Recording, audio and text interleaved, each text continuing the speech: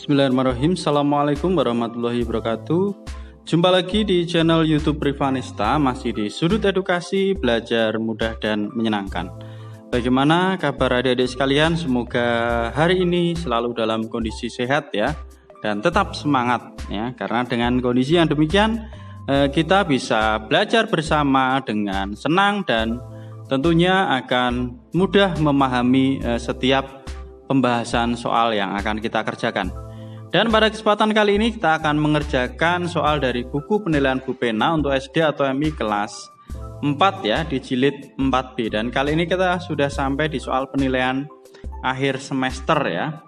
Oke, langsung saja kita simak untuk soal yang akan kita bahas kali ini, yaitu soal penilaian akhir semester paket 1 ya.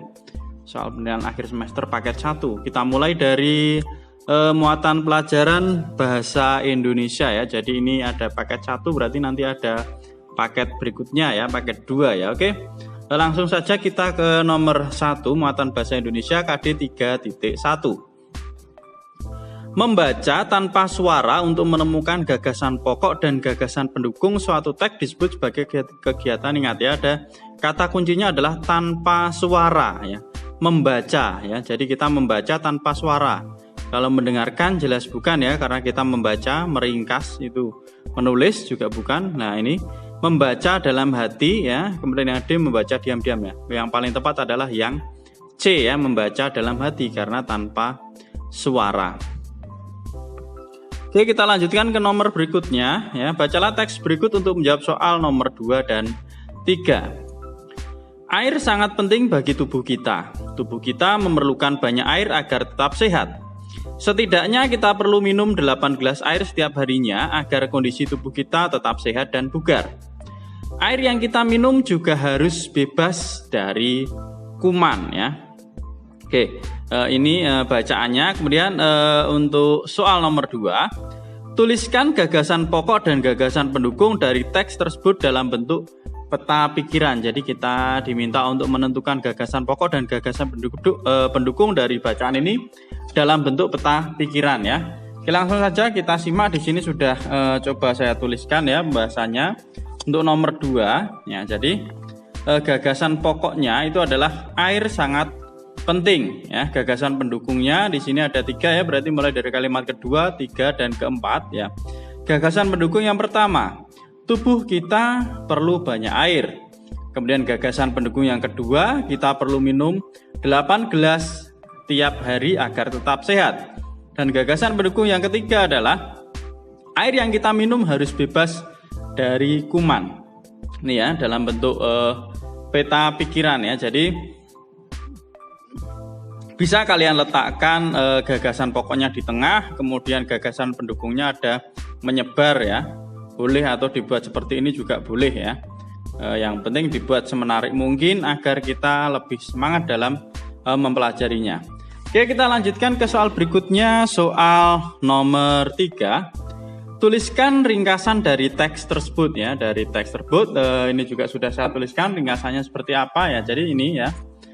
Air sangat penting bagi tubuh. Dalam sehari kita butuh 8 gelas air agar tubuh tetap sehat. Dan air yang kita minum juga harus bebas kuman ya. Ini penjelasan untuk soal nomor 3. Jadi ringkasan dari bacaan tersebut adalah seperti ini ya, kurang lebih. Oke, kemudian kita lanjutkan ke soal nomor 4, muatan bahasa Indonesia KD 3.2. Tujuan utama disajikannya gagasan pokok dan gagasan pendukung dalam bentuk tabel adalah, nah tujuannya apa? Jawaban yang paling tepat adalah yang B, yaitu untuk mempermudah dan memahami isi teks ya. Oke, jawabannya inilah yang B, ini yang paling tepat. Yang A ini agar terlihat lebih rapi dan indah ya, tetapi kurang tepat ya. Kalau yang C untuk lebih mempersulit penulisan teks lah, malah salah ya, untuk mempersulit ya. Kemudian yang D agar pembaca tidak merasa bosan saat membaca teks ya. A sama D boleh, tetapi yang paling tepat adalah yang B untuk yang nomor 4. Oke, kita lanjutkan ke soal berikutnya ya. Bacalah teks berikut untuk menjawab soal nomor 5 dan 6. Suara kokok ayam terdengar dengan jelas. Matahari mulai menampakkan cahayanya. Kemudian di sini ada titik-titik ya. Kelanjutannya seperti apa. Nah, kemudian setelah itu Dedi segera merapikan tempat tidurnya dan bersiap-siap untuk berangkat ke sekolah.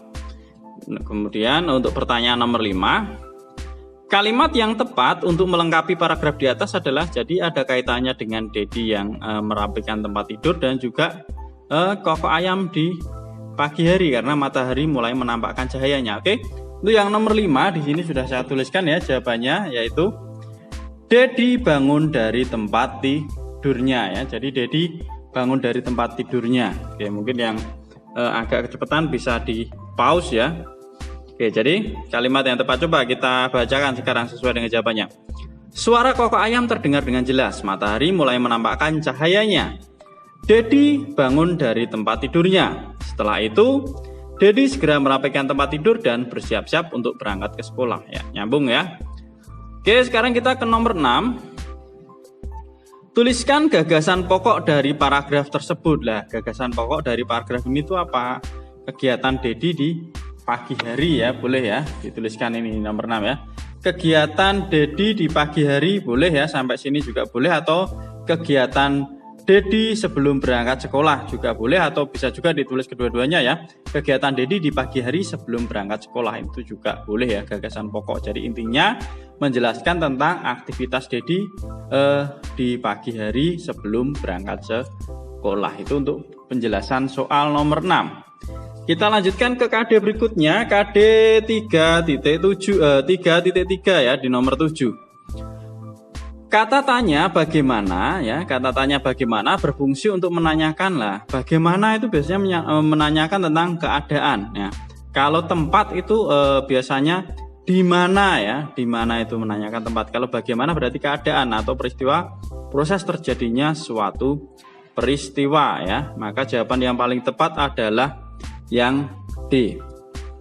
Kalau di mana itu tempat ya. Kemudian mengapa, kalau mengapa itu biasanya alasan ya. Siapa, nah itu orang. Oke, kita lanjut ke nomor 8. Untuk menanyakan pelaku atau orang yang terlibat dalam suatu peristiwa yang dapat digunakan kata tanya ya. Jadi tadi ya barusan kita bahas ya. Jadi kata tanya yang digunakan adalah siapa. Itu untuk menanyakan pelaku atau orang yang terlibat dalam suatu peristiwa. Itu kita gunakan kata tanya siapa. Jawabannya misalnya, siapa yang tadi pagi datang ke rumah? Nah, biasanya yang ditanya jawabannya mesti orang. Misalnya Adi atau Budi. Nah, berarti itu jawabannya adalah orang. Oke, kita lanjutkan ke nomor 9. Perhatikan gambar berikut. Nah, ini ada gambar sapi ya di sini. Ini adalah sapi perah ya. Ini kelihatan ini sebenarnya ini adalah tempat-tempat susunya ya. Jadi, narasumber yang tepat untuk mengetahui informasi sesuai gambar di atas adalah, jadi ini peternakan sapi perah, maka narasumber yang paling cocok yang digunakan adalah, untuk narasumber yang paling tepat yang digunakan untuk nomor 9 berarti adalah peternak sapi perah ya. Jawabannya untuk nomor 9 ya, ini peternak sapi perah. Oke, kita lanjutkan ke nomor berikutnya. Nomor 10. Teks petunjuk dibuat dengan tujuan agar pengguna, nah ini tujuan adanya teks petunjuk adalah, jawabannya yaitu A, memahami langkah-langkah sebelum menggunakan sesuatu. Jadi petunjuk, misalnya petunjuk dalam menggunakan kipas angin, nah gimana cara-caranya ya. Oke, jadi biar paham bagaimana menggunakannya, misalnya petunjuk menyalakan televisi atau pengoperasian televisi lah, itu juga supaya tahu langkah-langkahnya seperti apa. Jadi nomor 10 jawabannya adalah yang A ya. Oke, kita lanjutkan ke nomor 11. Tulisan pada poster sebaiknya dibuat dengan kalimat titik-titik dan titik-titik ya. Kalimatnya yang singkat dan jelas ya. Sebenarnya ada juga yang efisien ya, efisien, singkat dan jelas. Tapi karena ini hanya 2, cukup kita isi dengan singkat dan jelas. Kemudian nomor 12, tuliskan dengan bahasamu sendiri teks petunjuk untuk membuat jus mangga menggunakan blender. Lah ini, bagaimana cara membuat jus mangga dengan menggunakan blender? Penggunaan pembuatan jus mangga menggunakan blender di sini sudah saya tuliskan ya. Jadi petunjuk membuat jus mangga, yang pertama cuci bersih buah mangga, kemudian kupas kulit mangga dan potong menjadi beberapa bagian. Setelah itu masukkan potongan buah ke dalam blender. Tambahkan susu kental manis, gula dan juga es batu. Dan yang terakhir kita bisa menyalakan blender ya. Dan kita tunggu setelah halus, kita bisa menuang jus yang sudah jadi ke dalam gelas dan siap untuk dinikmati. Kita lanjutkan ke soal berikutnya ya di KD 3.5. Nomor 13. Sebuah pelajaran berharga dalam sebuah cerita yang dapat kita jadikan pelajaran di kehidupan sehari-hari adalah ya, jadi dari suatu cerita dapat kita ambil hikmahnya ya, atau kita ambil pelajarannya, itu disebut dengan pesan moral ya. Jadi pesan moral itu adalah pelajaran berharga yang dapat kita ambil dari sebuah cerita dalam kehidupan sehari-hari. Maka nomor 13 jawabannya adalah yang C, yaitu pesan moral. Kalau tokoh itu berarti yang berperan dalam cerita tersebut ya. Kemudian tema cerita ya tema dari cerita tersebut. Oke, lanjut ke nomor 14. Hasil dari mengulas isi sebuah buku disebut ulasan ya. Jadi hasil mengulas isi dari sebuah buku itu disebut dengan ulasan atau resensi ya, mungkin kalau tingkatannya lebih tinggi lagi jadi ulasan ya. Jawabannya yang paling tepat ulasan. Oke, kemudian kita ke nomor 15. Tuliskan hal-hal yang perlu diperhatikan saat menyampaikan pendapat melalui sebuah tulisan ya. Untuk yang nomor 15 ya. Jadi hal yang perlu diperhatikan saat menyampaikan pendapat melalui sebuah tulisan, di sini sudah saya tuliskan ya untuk yang nomor 15. Jadi pahami cerita, kemudian tuliskan pendapat dengan bahasa yang singkat dan jelas. Jadi yang perlu diperhatikan yaitu kita harus memahami cerita, memahami tema dari cerita. Setelah paham baru kita dapat menuliskan pendapat dengan bahasa yang singkat dan jelas. Itu untuk jawaban soal nomor 15. Lanjut ke soal berikutnya nomor 16 ya. Ke nomor 16. Oke. Di sini untuk dapat menjawab pertanyaan dengan tepat kita perlu titik-titik. Lah, untuk dapat menjawab pertanyaan dengan tepat kita perlu jawabannya adalah yang D, yaitu memahami isi teks dengan baik. Yang nomor 16 jawabannya adalah D, memahami isi teks dengan baik. Lanjut ke soal berikutnya nomor 17 ya. Nomor 17. Untuk menemukan informasi penting dari suatu bacaan, kita perlu menemukan semua kata titik-titik dalam setiap paragraf. Jawabannya adalah semua kata kunci. Jadi, agar kita dapat menemukan informasi penting dari bacaan, kita harus menemukan semua kata kunci dalam setiap paragraf atau keyword ya, kata kunci. Nomor 18, tuliskan langkah-langkah untuk mengidentifikasi informasi dari suatu bacaan. Oke, untuk nomor 18 di sini sudah saya tuliskan ya jawabannya. Jadi yang pertama perhatikan judul teks, yang kedua bacalah teks dengan seksama. Nomor 3, temukan semua kata kunci dalam setiap paragraf.